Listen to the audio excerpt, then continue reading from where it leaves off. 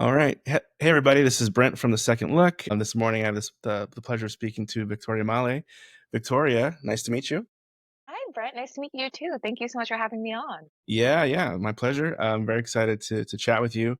I want to know about kind of who you are, where you come from, your experiences up to now. I think the whole goal of this series is to share those experiences so that we can all kind of, know that we're not alone in this journey, kind of pick up some pointers here and there. So anything like that you want to share, please do. But yeah, let's start at the beginning. What got you headed in this direction, in this journey, in this profession in the first place? I always tell everyone I came out of the womb wanting to do this. Mm. I'm from New Jersey, and I think also growing up so close to Manhattan was also a big influence. But ever since I was young, I wanted to tell stories, and I would fill notebooks full of stories that I would show no one, or because I'm a writer, by the way. And then I grew up acting as well, because I think that was kind of the more organized way to like get into film and TV when I was growing up. Like you could audition for the school play, or Uh-huh. I went to acting classes in New Jersey, and they're like, "Oh, and then you can like audition for this agent." So that was my start. And it was something that was so innate in me. And I think I just was I felt very lucky. I don't want to age myself too much, but I grew up during the Disney Renaissance, and I grew up I mean, I'm not a big fan of the author anymore, but reading Harry Potter, like I grew up with those books being released. So I think I had some really amazing stories surrounding me when I was growing up. And then I went to the University of North Carolina at Chapel Hill, go Heels, for school where I studied theater and film. And Chapel Hill does this program where they take 20 of their graduating seniors and they place them in internships Mm. in LA the first summer they graduate. I was one of the lucky ones because my family, we vacationed in San Diego as Okay. I was growing up, so I kind of knew what Southern California was like. But it was intense. It was feet first into the real world. But I was super, super lucky in that I interned at a casting office.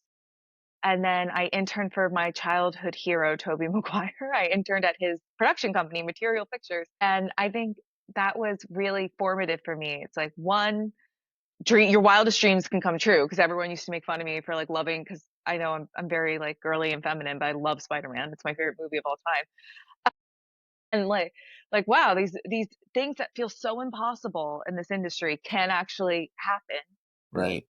And then yeah, so that was my first summer in LA. The casting office hired me on. I worked in casting the first couple years. So here it was definitely beggars can't be choosers, casting, production, waitressing, retail, everything.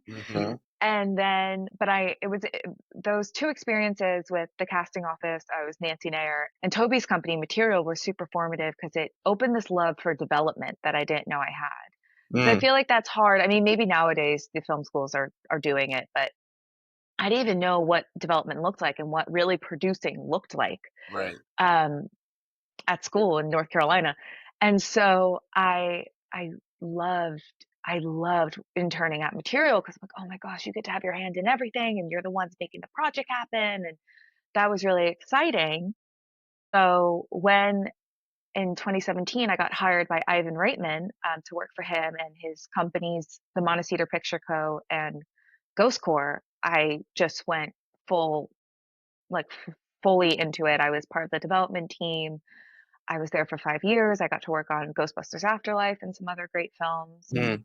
And then I think I was reading a lot of scripts. Obviously, when you work in development, all you do is read scripts. And I just remember reading these scripts, being like, I mean, I think I can write something maybe this decent. I mean, if this has a representative and I have to read it on weekend read, like, I think I can let me just try. And so because I had this idea about a script about the making of Singing in the Rain during the Mm. Red Scare in Hollywood.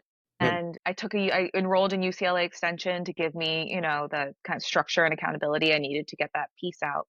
Because I stopped acting, but I've been writing the whole time. But again, not really, I was working full time in development, so I wasn't perhaps giving it as much attention and focus as I ought to have. And so I wrote the script about the making of Singing in the Rain and Gene Kelly and how his marriage was falling apart and while he's making this film and his wife's blacklisted as a communist. And it was during COVID actually in 2020 I sent it to a manager contact and he goes, I want to check it out this weekend. I was like, okay, I guess I'm like, oh, okay, I guess I'm a writer now. And it like blew up at one of the agencies. And then all of a sudden I was a writer. Yeah.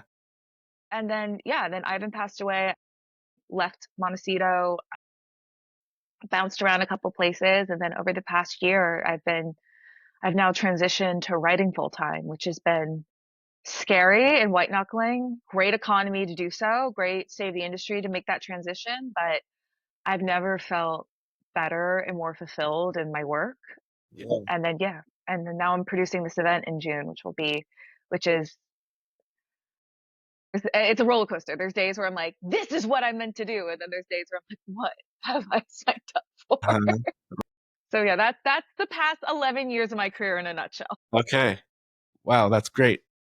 I a lot to discuss here. Yeah. Yeah, some great stuff. So first of all, like in people these days, especially young people, very have a lot of questions about film school and what that looks like. I know this was maybe a few years ago, but and things are changing all the time. But Yeah. but there's still some stuff that carries over even from when I was in film school. So tell me about your experience. Was it worth it? Did you get a lot of it? What were some of the pros and cons? Right. I would say I wasn't technically at a film school. I studied film at a liberal arts school. That was very important to my parents that I had a liberal arts education. And that was kind of the trade-off we made because I wanted to go to a conservatory. My parents were like, no. They were like, absolutely not. And they were paying for college, so I didn't really have too much leverage. But it's also one of the biggest gifts they gave me because I went to Chapel Hill, which in state was pennies compared to what it is now. And I graduated debt free, so I'm not complaining. That's great. I think it was for me, I kind of joke with Chapel Hill that I think everyone who came out of that program succeeded in spite of it, maybe not because of it. Uh-huh. But it gave me a good foundation and like a basic um, toolkit and knowledge of what I needed to work with. Because I studied a lot of theory there in addition to to the production stuff. And I think the production stuff was super valuable because I instantly learned that I'm like, oh, I'm not a director. Mm, Cool. Like I don't want to do it. right. I love writing. I love producing. I don't. And also Final Draft back in the early, and it was me. That was my arch nemesis. I've gotten better at editing, but so Mhm. that was really helpful. And then also the theory being able, I think helped me in development to be able to speak Mm, to larger things. And I think especially as a writer, everyone now wants to be like, why now? Why this? What does this mean? And so being able to think critically about media, I think was obviously mm, incredibly helpful. And then I was a double major, so I was doing drama at the same time. mm, And I think that was helping too. I was reading tons of plays. I was studying the American musical, which I think is probably one of the most valuable courses I ever took in college because mm. it helped me understand, it helped me write the Gene Kelly script, which I forgot to mention was a Nickel finalist in 2023. It was kind of a crazy year for the Nickel, Yeah. which is why it didn't come to mind instantly. Usually that's about a 6 week process going from quarterfinalist to you 1. For us, Okay. because of the strike, it was 6 months. It was gnarly. Oh, Yeah. They were like, we're not going to tell you till December. We're not going to let you know about finals until December. And then they're like, we'll jeez. let you know if you won in February. It's intense. Uh, They had opened the next year's nickel submissions and we hadn't found out yet. Again, so like, what an honor. yeah. It's an honor to be nominated. But yeah, so I think that it provided me with a really good baseline. And I think the way I was able to supplement it when I was in college is I was interning all the time or picking up little PA gigs here and there. And I was just learning. I actually think one of the best, because at Chapel Hill, the way you studied film was you were a communication studies major and then you concentrated, but you had to take a class in all the different concentrations. And I loved the leadership class I took. And I think, especially now as a producer, I think that's so helpful to learn, like to know that managing people is an art. I think and again, in the decade I've worked in this industry, I think people just promote the most talented creatives sometimes or the most obedient executives. And that does not a good leader make. So embracing and having that knowledge that being a leader and being a manager is its own skill set, in addition to being able to tell a great story or put a crew together, was really important. And that gave me a really good baseline in addition to, the little PA jobs I'd pick up in North Carolina and interning at a theater company in the summer or whatever. Mhm. So when I moved out to LA and was working for, someone like Toby Maguire in a pretty major casting office, I wasn't completely, bushwhacked. Yeah. No, that's interesting. I mean, first of all, I think it is important that people realize that going to film school or in any sort of film program, like you're saying, is the your probably your first and best opportunity to divert yourself in any direction that you see fit. Like, you found that directing wasn't for you, and some people go there and they're like, "Oh my gosh," because I think a lot of people, I think director seems to be like the default, that it's just like kind of what you assume you're gonna do, or you want to make movies, so you must be a director. But you get there and you find like, oh my gosh, like editing for me, it was editing. Like, I love editing. Really? Oh my God, we are different people. I bow down to you. But it's really important because there's so many jobs, there's so many ways you can contribute. There's so many ways, so many avenues that your personal taste and skill set and interests can contribute. You can still be a filmmaker. You don't always have to be a director. I think that's important. And I really like what you said about the film studies portion, giving you not just a technical know-how of things, but like a much broader, I'm biased because I was a film studies person, but Yeah, yeah, yeah. more substantial perspective on the work and what it means and the context and And what you're how it trying to impacts say. people. Yeah.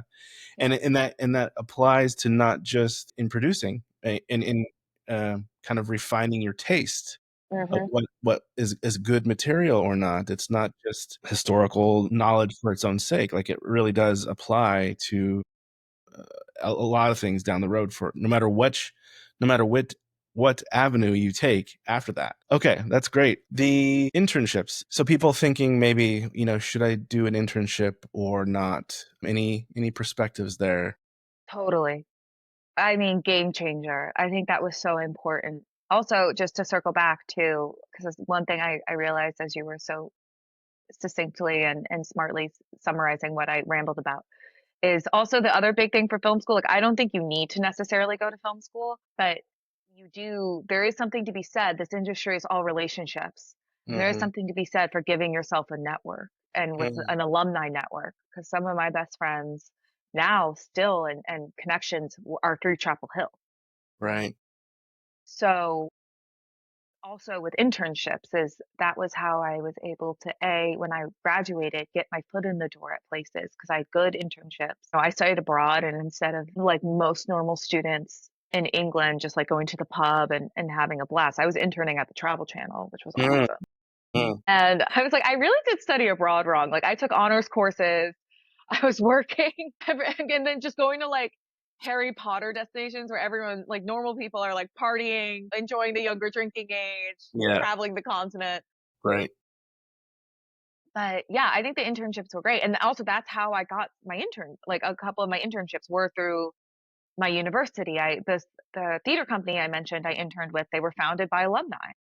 And then part of my study abroad program through my university was that's how I got at the Travel Channel. And then Mm, there were local people, through the university looking for students that they could pay nothing or like a $25 Visa gift card to come help out. And so I think it's really important to get that hands-on experience mhm. because on a student film, or at least at Chapel Hill, it was like, here's the equipment checkout. Good luck. Good luck, babe. Like, it was very, to quote our queen, Chapel Rowan. But I think it's nice because it starts giving you that taste of what the, kind of what's expected of you in the quote unquote real world. And then also, interning out here was huge because again, that turned into my first job. And Mhm. then also, I hate to say it, but LA can be like, you haven't worked in LA, you haven't worked. Right. So having, being able to call the executives or at least the assistants at Toby's company and be like, would you be a referral for me or would you be a reference? That's major because this Mhm. was thinking about this today. I was like, it's all reputation and relationships.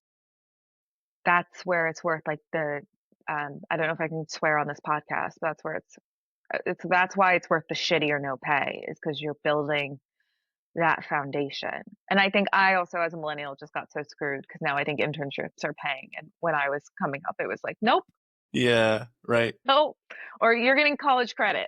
Yeah, right.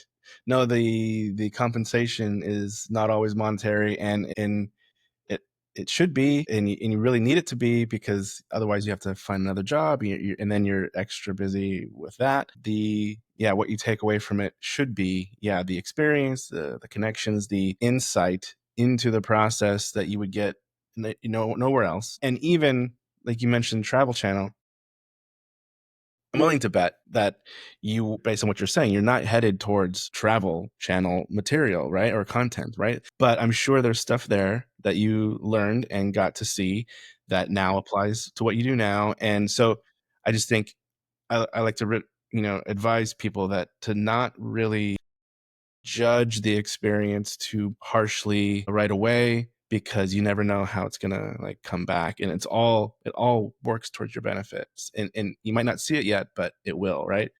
Yeah. These past couple of years, I'm now really seeing now that I'm about a decade in, even though I'm only 22, is that I'm not 22, is that nothing is ever wasted. But then Right. on the other side of the same coin, you have to know when to advocate for yourself and say, like, I'm done. Cause I got into a point where I was, I had like, I was working development and then I had a strike survival job in music supervision. And that job brought me to my knees. Like Mm, when you're making me miss Ivan Reitman, we have an issue. Cause mm, I mean, brilliant man, but not always an easy man to work for. mm. But he was worth it because I felt, at the end of the day, I felt like I could contribute. I was respected. I carved out my own, niche at that company. And even though when there was like fire drills over things, it was ultimately worth it. And when someone's acting, I'm like, well, you're not even this successful, acting like you're the king of England. I don't want to do this. So Yeah. then it was like this moment too of like, how much BS am I going to take Hmm. before I take the plunge and bet on myself? Yep. But again, that came after about 10 years of paying dues. Yeah. Yeah. Exactly. Finding that balance, knowing when you're done, kind of retaining some integrity for yourself. These are all, yes, very important skills, especially in that environment. Like you're saying, it's maybe not easy. It's not. It's harsh. But it's important that you went through it because that's kind of the norm. And now you're prepped for the next situation that comes up like that. So to also embrace the hardships like that.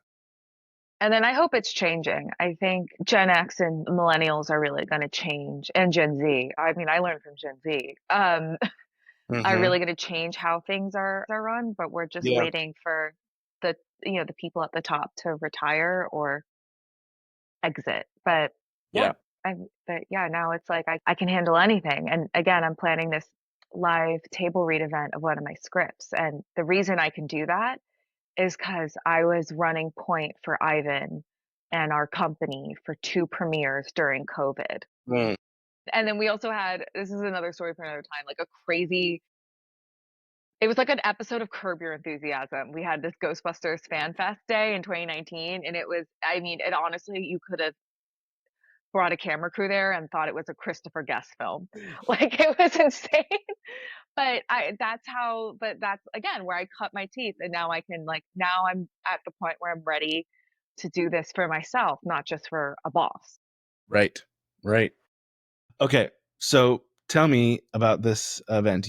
But start at the beginning. You wrote a script and now you're putting on a table read Yes. Yes. for the public. Yes. What's the inspiration? What's the goal of this? Great. This is the inspiration was I couldn't sleep last year and I went down a really deep boy band YouTube hole. Okay. It was, and I kind of honestly like I know all the 90s and early aughts nostalgia are back, and I kind of hate it.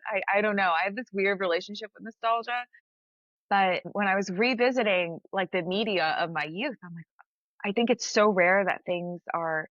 just as good, if not better, than you remember them. And that was my experience. And I Mm. just also loving the movie, also just what's happening in the world right now. I think we're all craving that kind of like comfort and security and like almost predict like comforting predictability of certain things Yeah. and in our media, right? Because we live in a wackadoo, unpredictable world where anything can happen at any moment.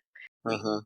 Um, I guess it's always been like that. That's just been brought into very sharper focus in the past, 8 to 10 years. And so I just, and then as someone who grew up loving Spider-Man and superheroes, I always loved that kind of pseudo love triangle, like Lois Lane, Clark Kent, and Superman. Mm. So I took boy bands and mashed it together about a woman. So the script's about a woman who loved a boy band growing up, but then, music tastes change. She grew up, married a nice guy. He goes missing, and then she realizes that she married her teen idol. And instead of like, because this guy was in this boy band, instead of being like Justin Timberlake and like becoming a huge mega solo star, he just like dropped off the face of the earth. He was done with Yeah. the industry. So she Yeah. teams up with his old boy band to find him. Okay. So I think also I was really burnt out last year after, we've been through a lot with COVID and strikes, and I had a bunch of personal stuff go on during that time. And I just felt this script was the most fun I'd had writing in a really Mm. long time. Mm. And I just loved it. And I wanted the world to see it. And because I had this event background and also my family has this amazing legacy of working with the AIDS Resource Foundation for Children. It was the last charity my grandfather donated to before he died in nine. It kind of just made sense. I felt weird just being like, come see my show. So doing it as a fundraiser felt Yeah. right. And doing it as a fundraiser for this cause felt super right. Because my family did a charity golf outing to benefit AIDS Resource for 25 years. So Okay. I'm like, oh, this is my golf outing. And so I'm really pumped. It's gonna be funny, hilarious. The cast is all gonna be like nostalgic icons from the 90s and the early aughts. Jodie Sweetin from Full House, Miss Stephanie Tanner is reading the lead role. She's an angel on earth. Uh, and yeah, and I think the goal is there's levels. I mean, the personal goal is I just love the script so much. And I think as a writer, and now someone who's been doing this on a professional level for a couple years, we there's so many times where you pour your heart and soul into something and then it sits in a drawer or it sits in a file on your computer. And I was like, I can't let that Yeah. happen to this script. Someone needs to see it. Yeah. And then also I'm in between management and like, well, this could be a great way to generate some hype. And then also to get this, because we went out with the script at the end of last year a little bit. Just we're living in this time where everyone is so risk averse and everyone wants Mm. like if it's not IP or they need like the built-in audience. And again, my right now I'm thinking about how can I make this event the most fun you'll ever have. And then and cast like the most iconic 90s folks I can find who are in town on June 9th. And then how can I raise the most money as possible for the AIDS Resource Foundation for Children? But at the end of the day, it's like this might be a really great way to get my name out there, to get a new rep who I adore, and then, maybe even, send this to the great thing is we're doing it at Dynasty Typewriter in LA, and they have a beautiful theater and they also live stream things. So if you're not in LA, you can still come and take part in the fun, frivolity, and nostalgia. And then at the end of it, I have the recording. I can cut a sizzle and then go out to everyone and anyone who knows what it's like to be crazy about a boy band. Okay. This is really great. This is a really great idea. Thank you. I mean, just what you said right now about the recording of it. How many writers and scripts have a reading of their script recorded, cut to with audience reactions that you can just like hand over to a potential investor or producer? Like that's pretty smart because yeah, Thank you. otherwise they have to read, and that's a No big one wants to do that. need. Um, yeah, bringing some star power into it, Yeah. also bringing some visibility to it. I think just yeah, I mean, you hit it on the head. A writer is spending weeks, months, years on this Yeah. thing, and it's like the least you can do is have it performed, like, Yeah.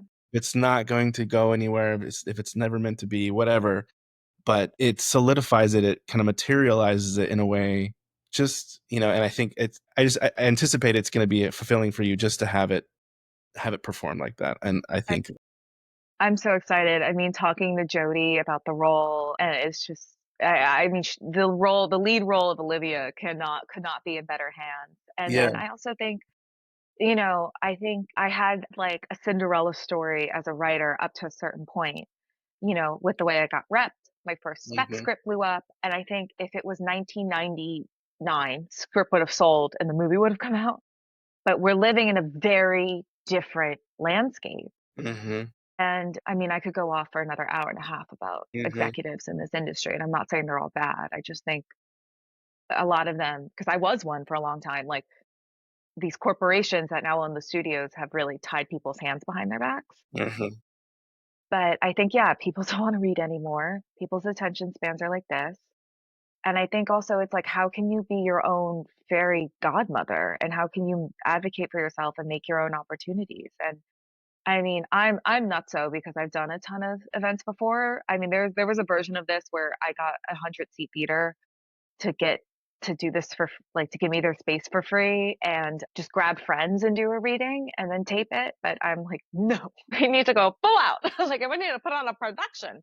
But but yes, I think it's important. I think yeah, there's a personal fulfillment, but then there's also a strategy, like a professional strategy behind it. And then also I just, and then again, I just wanted to continue my family legacy and I just would feel slimy if it was just look at me. Cause also I don't have any produced credits yet. I like why is Jodie Sweetin and like Doug Jones and all these other amazing actors we have signed up? Like why are they gonna come read my script? Like I worked with Doug 10 years ago, having like the charity aspect I think also really helped. And also I think it's also a really good like buffer or like stopgap when you start doubting yourself. 'Cause I'm like, I can't do this. I'm not gonna do this. Like, no, you have to do it. Like it's not just about you anymore. It's about about you.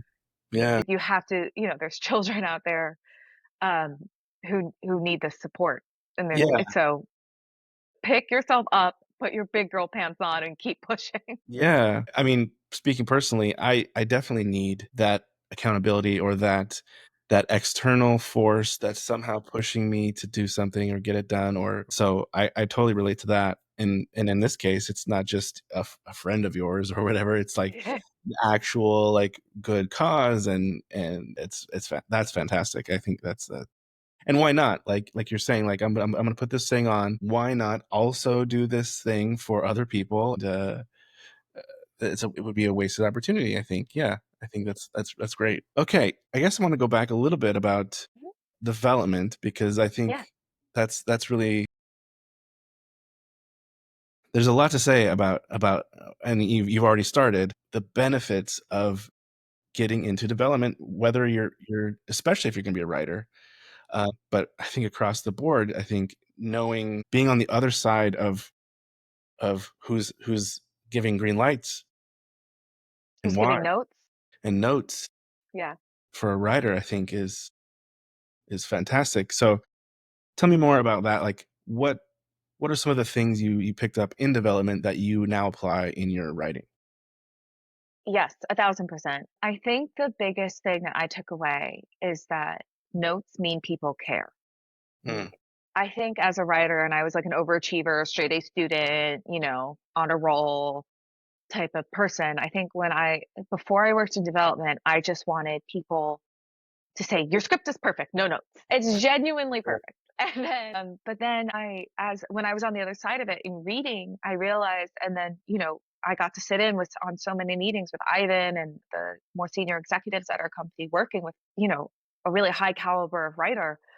And then also younger writers too. I think that was really something special about that company is that because Ivan had so much clout in himself, we could take more risks on people rather than Mm, it's like, what if, which is now the industry norm. It's like we only want like mid level or above. But I think what I learned is that if someone has something to contribute, that means they engaged with it.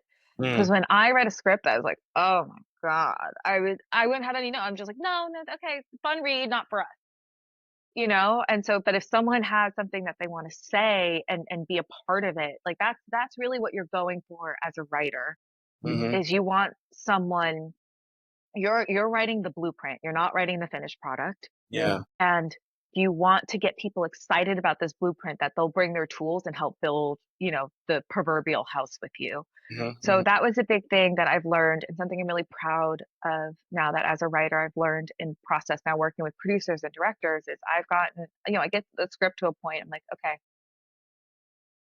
And just also having grace with yourself in a way like, okay, now I need my producer's perspective on this. I'm stuck on this. I wonder what the director will say. And just embracing the collaborative nature rather than trying to turn in like the perfect product. I think that was a huge thing I learned. And then Mm, also how to take notes and be gracious. Like I love a post note tantrum, but I'm not going to do it in the meeting. I'm going to call my bestie or my mom and like, good. and then I like sit on it for an hour or a day, and then I'm like, yeah, they're right. And then I just go do the notes.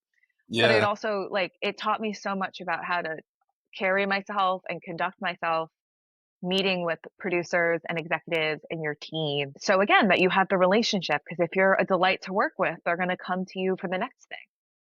So that was one thing I learned. And then also I think just learning too how you have to advocate for stuff so voraciously. Mhm, There were a couple projects that I was really, really passionate about, and writers and actors too that I were really, really passionate about. And it was mhm. funny because I think I met with people like 3 or 4 years ago who are now megastars. And it makes me laugh because people at my company were like, "Why are you meeting with these people? Like, you're meeting with this guy because you think he's cute, and now he's like in Captain America and The Last of Us." Like, and I'm like, "No, well, yeah, he's handsome, but like, no, I think he's on the show. He's going to be this, and then now he's in Captain America and on The Last of Us." Told you. So just again, and also having, I think that's something I found out in casting too is in development you have to have vision, because also if you're lucky, this process will take a couple years. Mhm, Usually, it's also having that grit and that tenacity and persistence. Development hell is a real thing, and I've mhm, seen projects die and come back to life and then die mhm, again, or like die, come back to life, get made, and it just taught me that this is I think the other biggest takeaway is that this is a marathon, it is not a race. And mhm. so, like, make sure you have to have ways both, like, through art and then outside the industry to sustain yourself, because this is not for the faint of heart. This is not Mm. for the fragile. What are those things for you? What are your outlets that keep you healthy? Yeah, I love The Real Housewives of Beverly Hills. I can't tell you how important how important The Real Housewives of Beverly Hills was to writing the Nickel script. It Okay. just when I had to like you have to have space in your brain sometimes for the ideas to come. So I love to be active. I think I was doing my best writing when I was working out and Mm, like had a good exercise routine. I'm lucky that my family lives close by and I have a amazing silly golden retriever that I get to be a part of. I think also like volunteering is important. I volunteer, I'm doing this event for AIDS resource, but I volunteer with my church, and I think that's also a really good, because I think it's so easy, and having also volunteering and not having friends and having friends who are not in the industry, so important, because I think mhm. we all like huff the fumes of entertainment. And Yeah, I don't know if you've seen The Studio, but it's like that the most recent episode where Seth Rogen's character is at this benefit, and and then he's with a bunch of doctors, and it's like this whole thing. I think this industry treats what we do like life and death, and I'm not saying it's not important. Art is essential, but you're right. there's the beauty is that it's not life and death. We don't have to treat it like that. So those are a couple things I try to do. If I'm volunteering and making like food for homeless people, or hang out with my friend who just works in marketing, or going for a walk and just going outside and taking my Yeah, eyes away from the computer screen, or right. taking my dog for the walk and making sure she doesn't eat all the rabbit poop in the neighborhood. It's just they can be very like small. It's just her favorite thing in the world. It's like it can be very you can't tell Shanti to eat shit because she loves it. just it's all very grounding things. Like I remember when I was going through this very, you know, the big, because I'd worked for Ivan for 5 years and I was transitioning out of that. It was very destabilizing. And my first instinct was to go visit my family in New Jersey and just like re-ground with who I am. Cause so I'd let so much of my identity become that job. Mm, And then also in Hollywood, like not to quote Heidi Klum, one day you're in, one day you're out. Like it's very, I think that's only become more intense nowadays with like the corporateness of it all. So just, you know, having your silly shows, having your little activities and your friends who help you keep your feet on the ground, and then, you know, realizing that there are more urgent and important things than, you know, the script getting greenlit, mhm. or, you know, you figuring out how to do this note by Friday is, I think that's what keeps me Yeah, from like, you know, running into traffic on Wilshire Boulevard.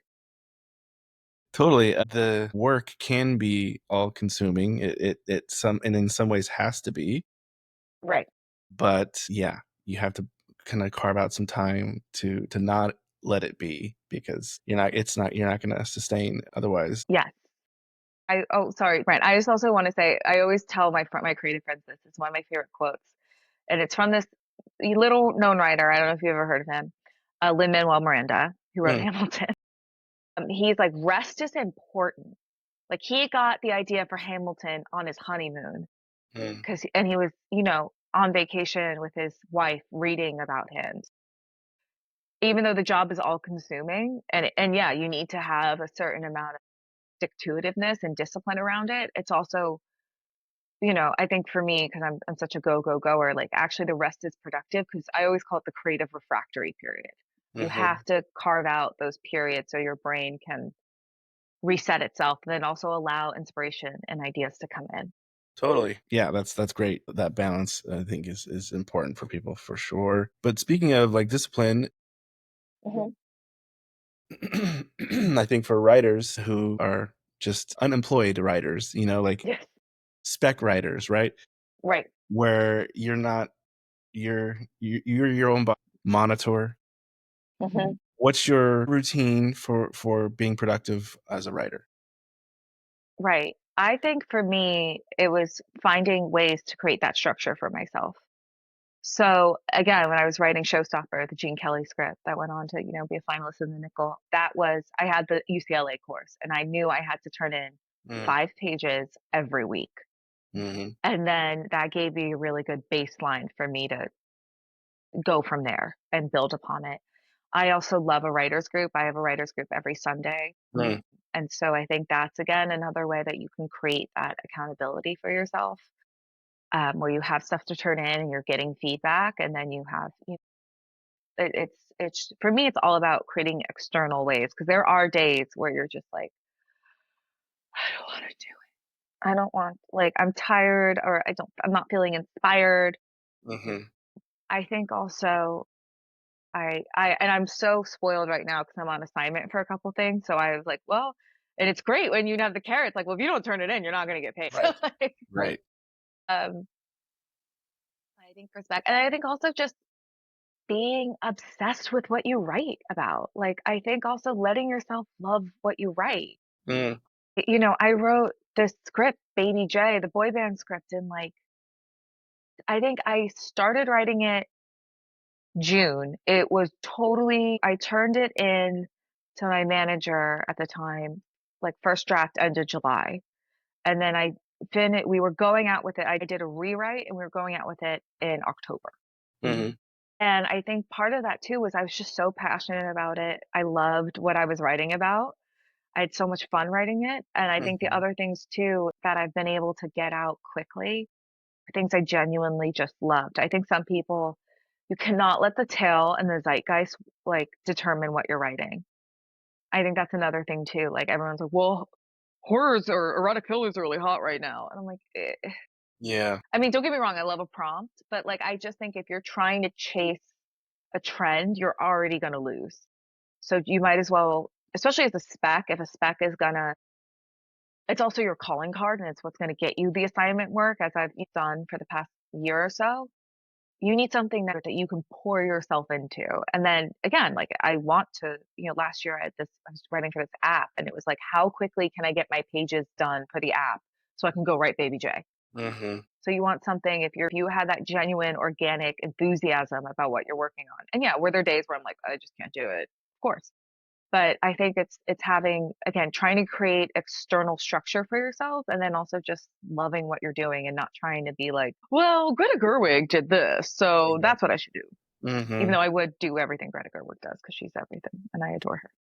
Right. Yeah. No, that's a good point about writing for yourself, first and foremost, because like you said, if you're trying to write to whatever's hot right now, I mean, you just have to realize best case scenario, this is gonna be years before it hits, and like by then that thing is over. So Yeah. you're SOL. So Yeah. you have a better chance of hitting the next wave of that thing in 5 or 10 years. And like you said, scripts get in development hell. It Yeah. might come back later, a Yeah. decade later. It might be the hottest thing, but you can't bank on it now. And yeah, you just gotta, I think, putting yourself into it, making sure that you're passionate about it, like you're saying, that's not it's gonna motivate you, like you're saying. It's gonna be better work. It's gonna be personality. You're not gonna have to conform to some genre or whatever that you think might get you sold. And because also, nowadays too, it's if you're writing on assignment, like also you need I think having killer samples is what's gotten me the jobs. Like I'm working on rewriting a thriller for a director right now, and it was funny because she's like, I'm like, I've written romance and I've written like horror thriller, so I sent her those two scripts, and then she's like, okay, even though they were very different. And just having things that you're really proud of and Hmm. stuff that you love, even if it's not going to be necessarily made as a spec right away, it's still going to help you financially, like in your career. Right. Okay. You're in between management, but Mhm. finding management, I think, is a big question for everybody. And just like anything, this whole conversation is a case by case basis. There's Right. so much variety in what you did and how you did it and what it led to, and so there's no guarantees. But it's always good to hear that it's possible and that Yes. that it happened for somebody. So, can you walk us through some of the steps that you landed your first manager? Oh my gosh, everyone's gonna hate me because I feel like I just got lucky. It was honestly a big thing too, I say, is like your social life in this industry is a job. Mm, Again, it's all relationships. So mhm. I met a now very good friend at a bar who, and this is when I was working for Ivan, and he's like, I'm a writer. I was like, great. And then I'm like, what are you working on? And then I was like, oh my God, great, send it to me. And I really tried to get that script off the ground when I was working for Ivan at his company. And then his manager called me and being like, "Hi, I just want to introduce myself. I'm not here to get in the way, but I'm here if you need me." And I was at the end of writing Showstopper. And so I was like, "Yeah, let's have a meeting. Let's just like get to know each other." And so we had a Zoom because it was right as the pandemic was happening. Um, and then yeah, and then I just kept in touch with him. I kept meeting with his clients. A, because they sounded cool, not just because I was like, am I Yeah. gonna get those? And then I just took a big swing and I was like, "Would you read this?" And he's like, "Yes, okay." And then 3 weeks later, he was like, "Yeah, your pilot's good, and I wanna go out with your feature this weekend." I was like, "Oh." And then I was wrecked. And so, but I think, but now that I'm in a different place in my career, it's all about relationships. And like now, because I was really the first person of my friend group to get repped, and we're kind of like my peers because we're all coming up. And I think that's again where development really helps is because you get to know these people and you get to know the assistants who are going to become the reps in X amount of Yeah. time, Right. or they'll hip pocket you or like take you on. Or so I think it's just important to be out there and to be open. And I would say be nice to everyone, A, because you should, and B, you never know who's going to end up where. Right. Again, like for this event, we have a huge I'm so excited. We're gonna announce it in a major publication, and it's because one of my friends from college works for like it. And I'm lucky enough that Jody Sweeten said yes to me. I think that was that, and for this next round of management, it's all gonna be through friends. Like do you like your manager or executives that I've built relationships with. I know I was hanging out with her last night, Madison Jones from The Love List, which I was on last year, the best unproduced romance scripts in Hollywood. She, I was read the script, Baby J, and we were getting coffee and just catching up and talking. And I was mentioning to her, I'm like, I think I'm going to drop my manager, blah, blah, blah. This is why. And she goes, okay, well, let me know when that happens because I know some people to connect you with.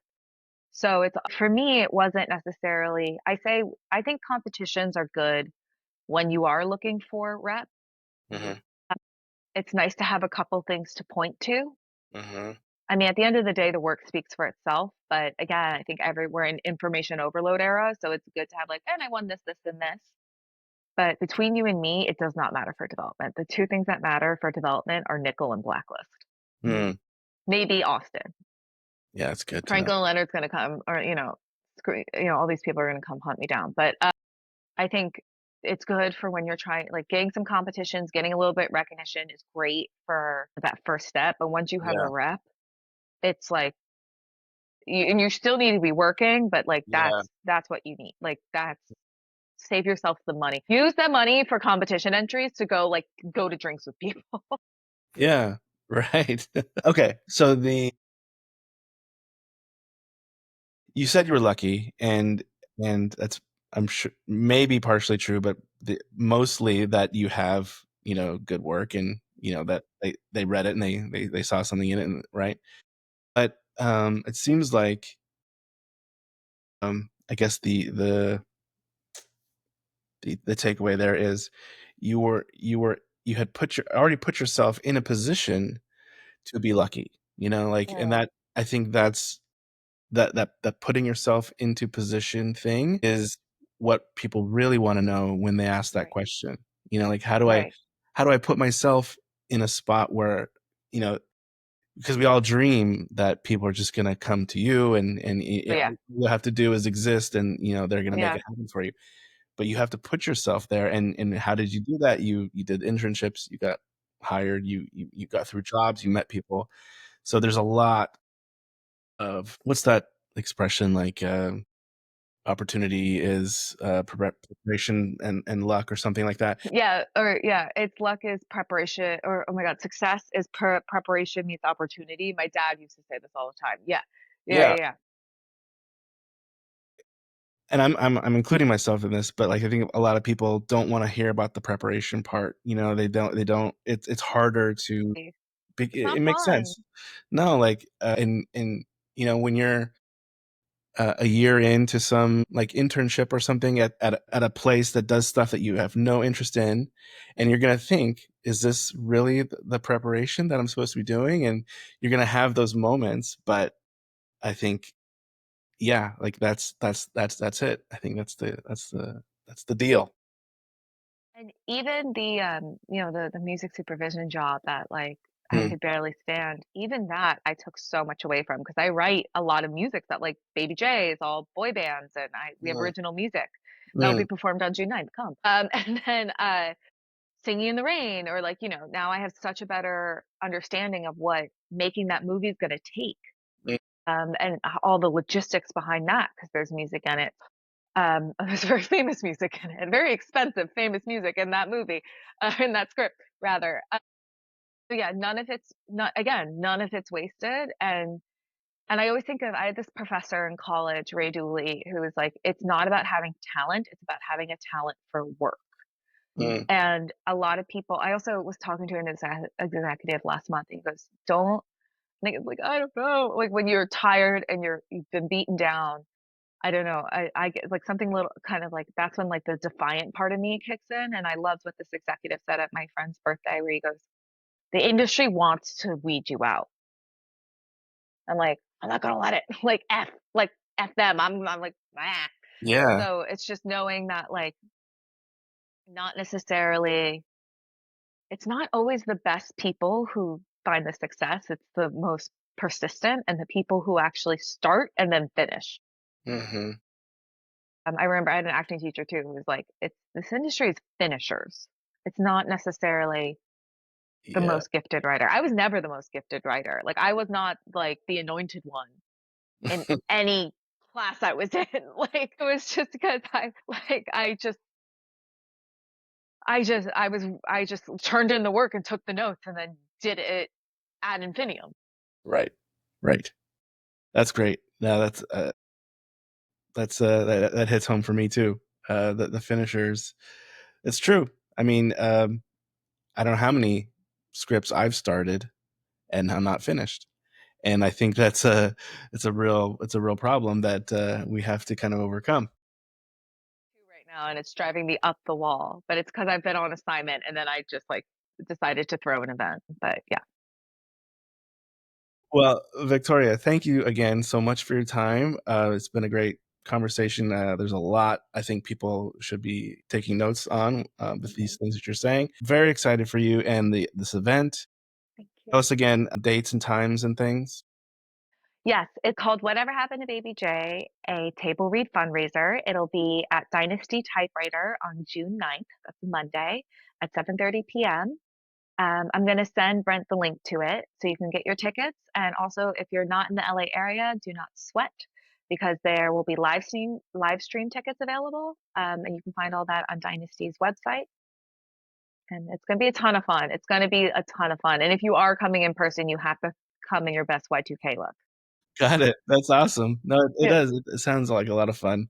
Thank you. But yeah, thank you, Victoria. Thank you. Stay in touch. Good luck with everything. Thank you. And yeah, we have our fingers crossed for you on this event. I need it. So thank you. And thank you again so much for having me on. And I hope my rambling was helpful to someone. It was great. Lots of good stuff. Thanks again. Have a Thank great rest you. of your day. You too.